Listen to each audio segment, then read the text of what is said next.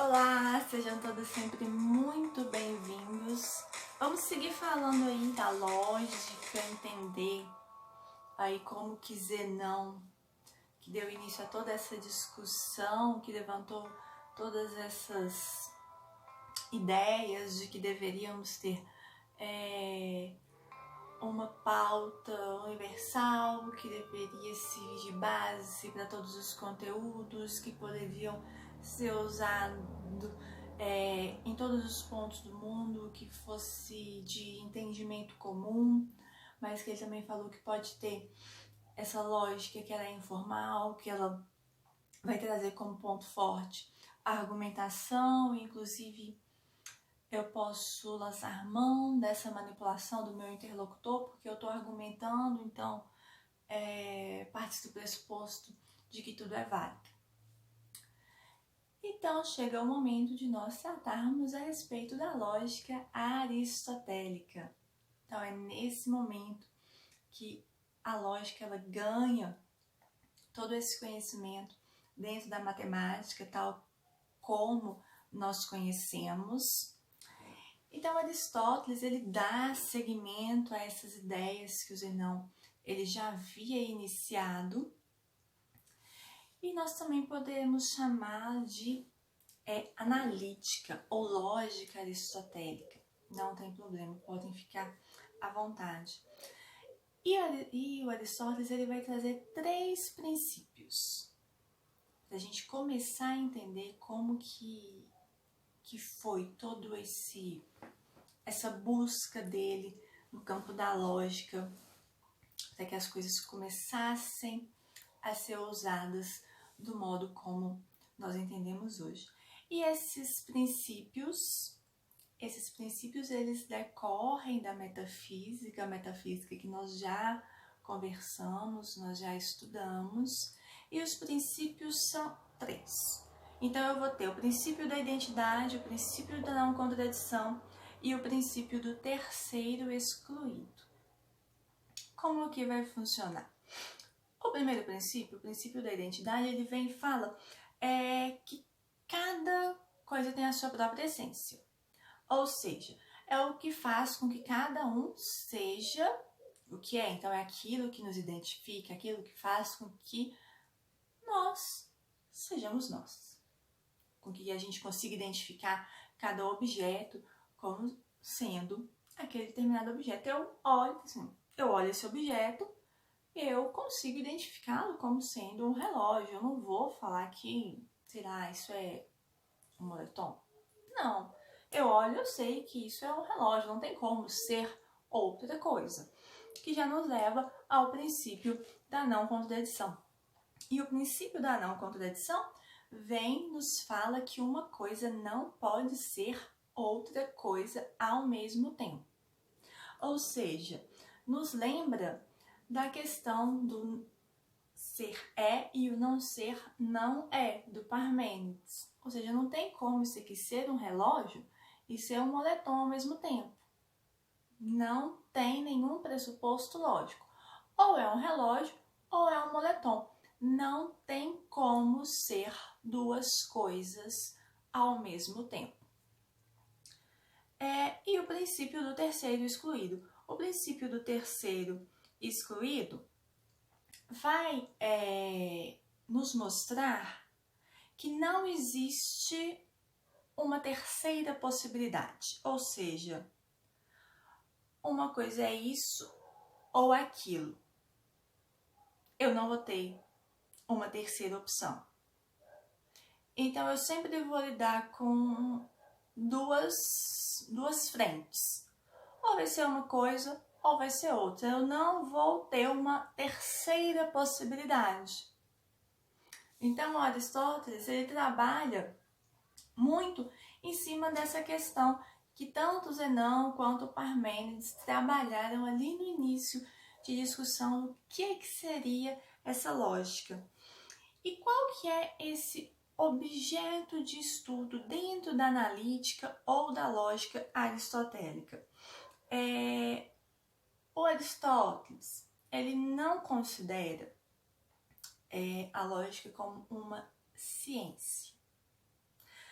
Para ele, seria como um órgano. E o que seria isso? Um instrumento científico filosófico, ou seja,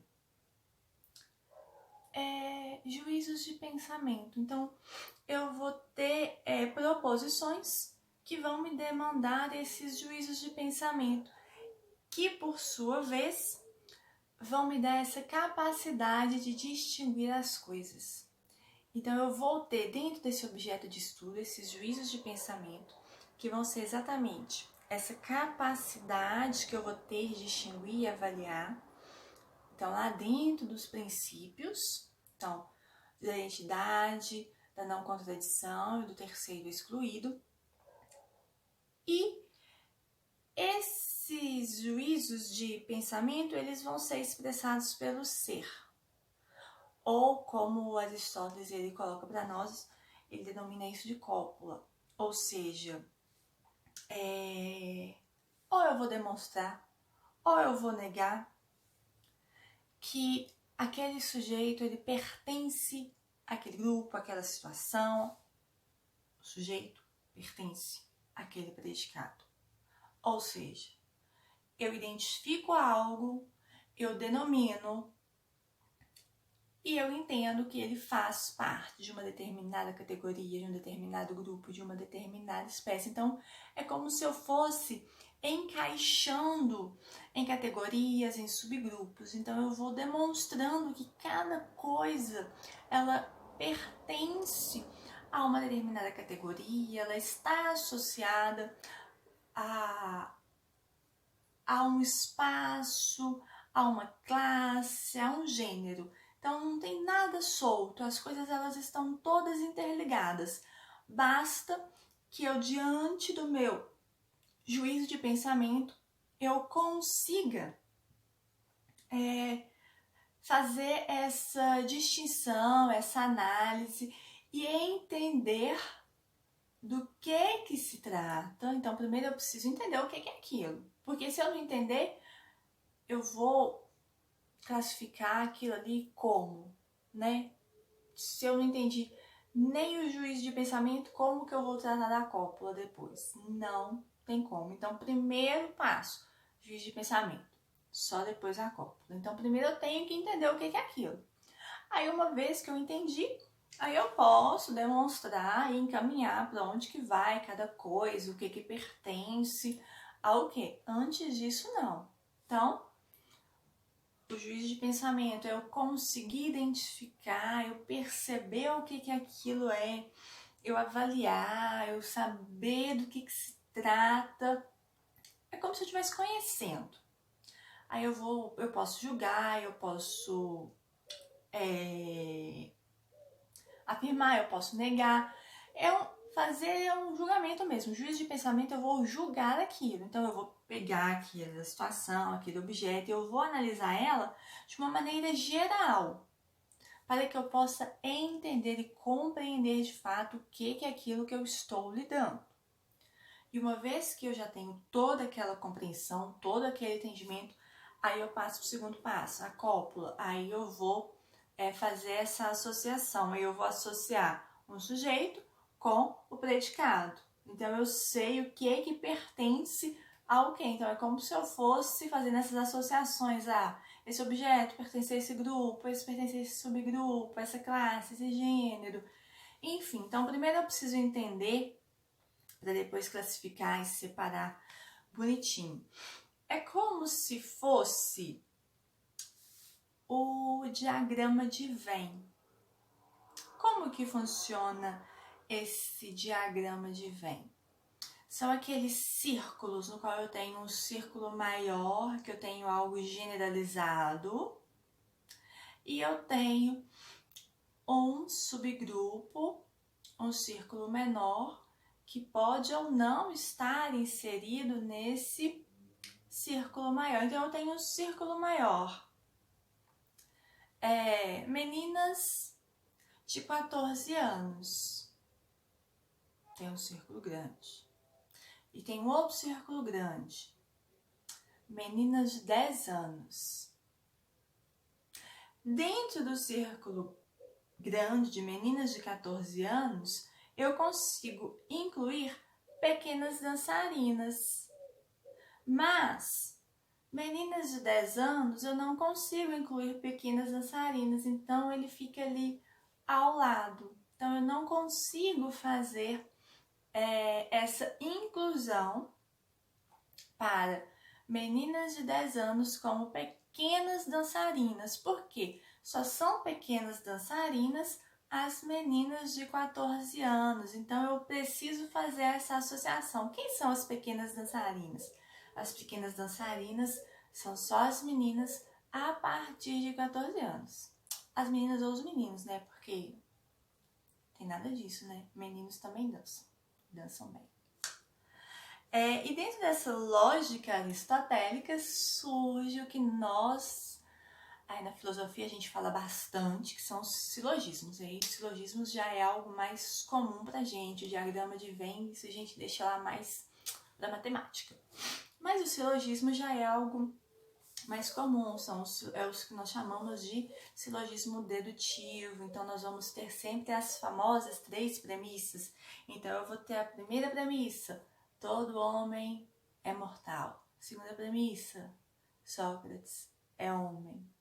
Terceira premissa: logo, Sócrates é mortal. Então eu percebo que eu vou encaixando de acordo com o juízo de pensamento na cópula. Então eu vou ter uma questão maior, ou um grupo maior, uma questão intermediária e uma questão mais específica, tanto no diagrama de Venn quanto na questão dos silogismos. Mas como que nós classificamos esses termos e essas proposições?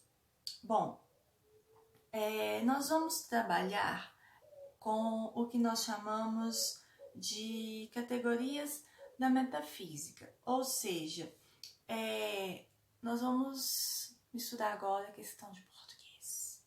Vamos trabalhar com sujeito e predicado. Então eu preciso associar esse sujeito com predicado, para onde que ele vai, qual que é o sentido dele ali naquela oração, onde que ele se encaixa, qual que é a definição. E para isso, eu vou ter esses termos como metáforas. Então, os termos eles vão ser essas metáforas, e essas metáforas eles vão ser relacionadas lá com as 10 categorias da metafísica, né? Então, vou ter substância, quantidade, relação. Percebam que a lógica ela está bem associada à questão da metafísica. Então, a gente sempre vai trabalhar de maneira associativa. Então, aqui, essas categorias da metafísica, elas vão ser importantes, porque é de acordo com essa categoria que eu vou conseguir relacionar o meu sujeito com o predicado. Eu tô falando do quê? Eu tô falando de uma substância, eu tô falando de uma quantidade, eu tô falando de qualidade, eu tô falando de relação, tô falando de tempo, tô falando de ação, de posse, de paixão. Do que eu tô falando? Então eu preciso identificar qual que é essa categoria lá dentro da metafísica.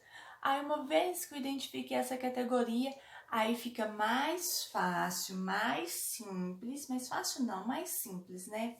Pra gente fazer essa associação entre sujeito e predicado. Porque dentro lógica não é uma coisa muito fácil. Porque por mais que a gente fale em lógica, mas isso é lógica. A lógica não é aquela coisa mais óbvia. Então a gente tem que ter esse cuidado, porque são nessas pequenas coisas que parecem muito fáceis que a gente acaba cometendo esses pequenos deslizes. Então eu vou ter, dentro das premissas do silogismo, eu vou ter 3 termos. Eu vou ter o termo maior, o termo menor e o termo médio. O termo maior é o mais numeroso. O termo médio, menos numeroso. O menor, o intermediário. Perdão. O maior, mais numeroso. O menor, menos numeroso. E o médio, intermediário. Ok? O maior termo é eu falar que todo homem é mortal. Então, eu tenho uma generalidade. Todo homem é mortal. A premissa menor, homem, Sócrates é homem. Por quê? Aqui eu estou especificando, eu estou falando de quem? O meu exemplo é Sócrates. Então, eu estou falando de alguém, algo em específico, um gênero. E o meu termo médio está falando que se Sócrates é homem, todo homem é mortal, logo, Sócrates é mortal. Então, no termo intermediário, na premissa intermediária, eu estou trazendo uma definição. Então, primeiro eu vou generalizar, depois eu vou especificar, aí eu vou conseguir definir aquilo que eu estou querendo abordar. E como que nós classificamos os silogismos? Bom, o silogismo ele pode ser científico ou ele pode ser dialético.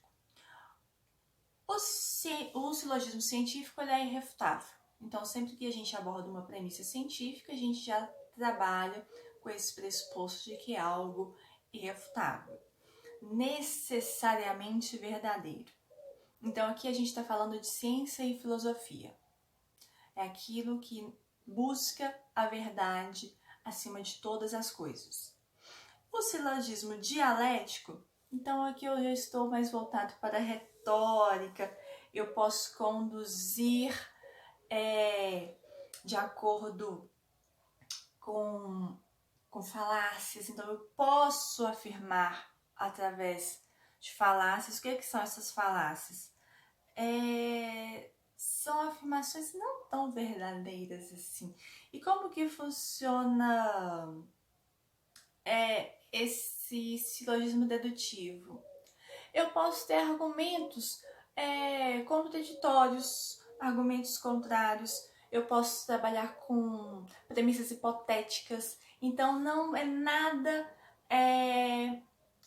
pautado na verdade. Então eu posso no final concluir que é uma verdade, é uma certeza, é algo absoluto. Mas não necessariamente é uma obrigatoriedade. Porque o silogismo científico, sim, é algo irrefutável, é necessariamente verdadeiro. No silogismo dedutivo, não necessariamente tem que ser uma verdade. Então, por isso, as falácias, por isso das hipóteses, por isso do argumento. Para evitar esses erros, que Aristóteles ele trouxe tantas regras para dentro dos silogismos. Então eu tenho as premissas, eu tenho os princípios, eu tenho a questão dos termos, eu tenho que conseguir associar o sujeito com o predicado, eu tenho que associar esse sujeito com o predicado com as categorias da metafísica. Então, por mais que a gente esteja falando de lógica, o meu raciocínio, ele não vai acontecer assim. Ele não vai acontecer da maneira rápida, de uma maneira expressiva, não. Eu vou ter que ter muita atenção, eu vou ter que ter muito cuidado. Porque Aristóteles ele teve esse cuidado. Nós estamos falando de um raciocínio lógico, sim. Mas para analisar isso, ainda que seja um silogismo dedutivo, que não necessariamente precisa ser verdadeiro, eu tenho que ter esse cuidado. Para quê? Para minimizar esses erros, ok? Bom, Espero que vocês tenham entendido, espero que vocês tenham gostado. Se vocês gostaram, já sabem, né? Deixem o gostei de vocês, se inscrevam e compartilhem, tá bom?